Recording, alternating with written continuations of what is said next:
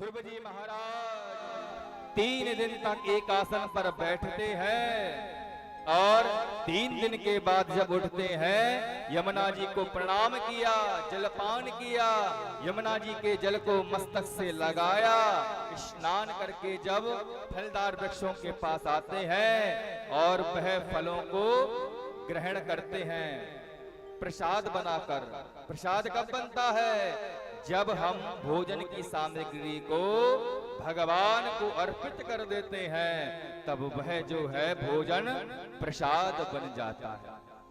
हलवाई की दुकान पर जब हम जाते हैं तो बर्फी, पेड़ा, लड्डू कहते हैं इतने 250 ग्राम दे दो, लेकिन जब मंदिर पे चढ़ा देते हैं तब लड्डू पेड़ा नहीं कहते, क्या कहते हैं? अरे भैया प्रसाद चढ़ गया हो तो हमें दे दो। लड्डू पेड़ा कब तक था? जब तक दुकान पर था, लेकिन ठाकुर जी ने भोग को ग्रहण कर लिया तो अब वो प्रसाद बन गया। ध्रुव जी महाराज 3 दिन तक एक आसन पर बैठकर भगवान का नाम मंत्र जाप करते हैं, फिर पुनः 3 दिन बाद उठते हैं। यमुना जी में स्नान करने के बाद फलदार वृक्षों को हाथ में लेते हैं। हे यमुना महारानी, आप इन फलों को ग्रहण करें, और फिर आकाश की तरफ फलों को दिखाते हैं। जगत के स्वामी, हे जगदीश्वर, अब इन फलों को आप भी ग्रहण करें। यमुना जी के लिए और भगवान वासुदेव जी के लिए फलों का भोग लगाने के बाद फिर फलों का ग्रहण करते हैं ध्रुव जी महाराज। 3 दिन तक एक आसन पर बैठते हैं, उठते हैं, फिर 3 दिन तक बैठे रहते हैं, फलों का ग्रहण करते हैं। इस प्रकार 1 महीना व्यतीत हो गया। अब दूसरा महीना आया तो ध्रुव जी महाराज ने अपनी साधना को और बढ़ा दिया। यमुना जी में स्नान करना, फलदार वृक्षों के पास तो गए, लेकिन फलों को ग्रहण नहीं किया। क्या ग्रहण किया ध्रुव जी महाराज ने? पत्तों को ग्रहण किया। हे भगवान, 1 महीना पूरा साधना करी फलों को ग्रहण करके, लेकिन आप नहीं मिले। अब फलों को ग्रहण नहीं करना है, अब पत्तों को ग्रहण करना है। फलदार वृक्षों के पत्तों को तोड़ा, यमुना जी के जल को लिया, पत्तों पे छिड़का, अंजलि में पत्तों को रखा। हे यमुना महारानी, हे मेरे परमपिता परमेश्वर की शक्ति, आप इन पत्तों का भोग ग्रहण करें।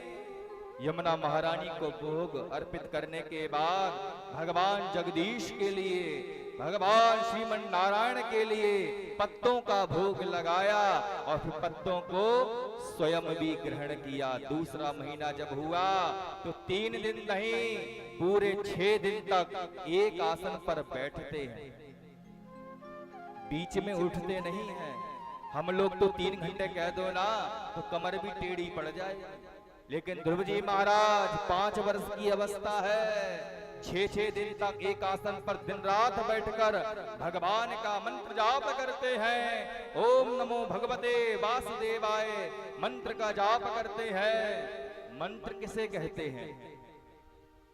मंत्र उस शब्दों को कहते हैं जिन शब्द की ध्वनि से भगवान का मन भी मोहित हो जाता है और परमात्मा भक्त पर कृपा करने के लिए विवश हो जाते हैं, प्रसन्न चित्त हो जाते हैं। मंत्र उसे कहा गया है। कुछ ऐसी ध्वनियां जो परमात्मा के मन को भी मोहित कर दे और जीव पे कृपा करने के लिए प्रेरित कर दे, उसे ही तो मंत्र कहा गया है। और वही मंत्र 12 अक्षरीय मंत्र का जप निरंतर कर रहे हैं। दूसरा महीना भी व्यतीत हो गया, 6 दिन तक एक आसन पर बैठते हैं, पत्तों का ग्रहण करते हैं, फिर 6 दिन तक एक आसन पर बैठ जाते हैं। दूसरा महीना व्यतीत हो गया। अब जैसे ही तीसरा महीना लगा तो ध्रुव जी महाराज ने यमुना जी को प्रणाम किया। यमुना जी को प्रणाम करने के बाद स्नान किया, फलदार वृक्षों के पास तो गए, लेकिन ना पत्तों को तोड़ा ना ही फलों को लिया। अब क्या करते हैं? केवल यमुना जी का जल ही पान करते हैं। जल ही जीवन है, जल का ही पान करते हैं। यमुना जी के जल को लिया और यमुना जी का ही भोग लगा दिया। हे यमुना महारानी, आपका ही जल है, मेरा कुछ नहीं है। आप इस जल का पान करें और मेरे जीवन में ऐसी भक्ति प्रदान करें कि भगवान मुझसे शीघ्र मिलने आ जाएं और मुझे दर्शन दे दें। हे यमुना महारानी, ऐसी कृपा करो। यमुना जी का जलपान किया और अब 3 दिन तक नहीं, 6 दिन तक नहीं, पूरे 9 दिन तक एक आसन पर बैठते हैं। दिन रात नमो भगवते वासुदेवाय नमः मंत्र जाप करते हैं। ध्रुव जी महाराज फिर 9 दिन के बाद उठे, यमुना जी में स्नान किया, यमुना जी का ही जल यमुना महारानी को भोग लगा दिया, भगवान विष्णु को भोग लगाया और फिर 9 दिन की समाधि लगा ली। मंत्र जाप ओम नमो भगवते वासुदेवाय नमः मंत्र जाप करने लगे। साधना को कितने दिन हो गए? पूरे 3 महीने हो गए। पहले महीने में फलों को ग्रहण करके साधना करी, दूसरा महीने में पत्तों को ग्रहण करके साधना करी ध्रुव जी महाराज ने, और तीसरा महीना जब हुआ तो केवल जल को ग्रहण करके साधना करी। किन्ने? ध्रुव जी महाराज ने साधना करी। जब इतनी साधना करने लगे ध्रुव जी महाराज तो बड़े ही प्रसन्न हो गए। मन में विचार हुआ, मन में परमात्मा की छवि धुंधली दिखाई देने लगी, मन एकाग्र होने लगा, क्योंकि यमुना जी का जो जल पिया अंदर भक्ति प्रकट होने लगी। आप गंगा जल का निरंतर पान करके देखिए, निरंतर पान गंगा जल का करेंगे श्रद्धा पूर्वक तो आपके अंदर ज्ञान प्रकट होना शुरू हो जाएगा। यमुना जी का जल पान करेंगे तो भगवान से मिलने की आपके अंदर प्रेरणा उत्पन्न होने लगेगी, प्रेम बढ़ने लगेगा, भक्ति बढ़ने लगेगी। जिस नदी का जलपान करते हैं ना, उसका स्वभाव भी आपके जीवन में आना शुरू हो जाता है। भगवान की भक्ति बढ़ने लगी। लेकिन 3 महीने व्यतीत हो गए, एक आसन पर 9 दिन तक बैठे बैठे। चौथा महीना आया, ध्रुव जी महाराज ने फलों को पहले ही छोड़ रखा था। ध्रुव जी महाराज ने दूसरे महीने में पत्तों को ग्रहण करके करा, तीसरे महीने में जल को पान करके किया और चौथे महीने में क्या छोड़े?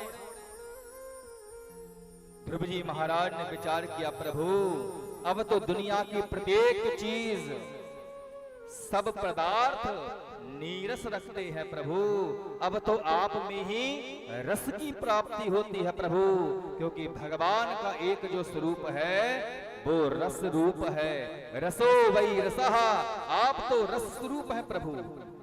इतना जब मन में विचार किया, चौथा महीना जब हुआ तो ध्रुव जी महाराज ने जल का भी पान नहीं किया,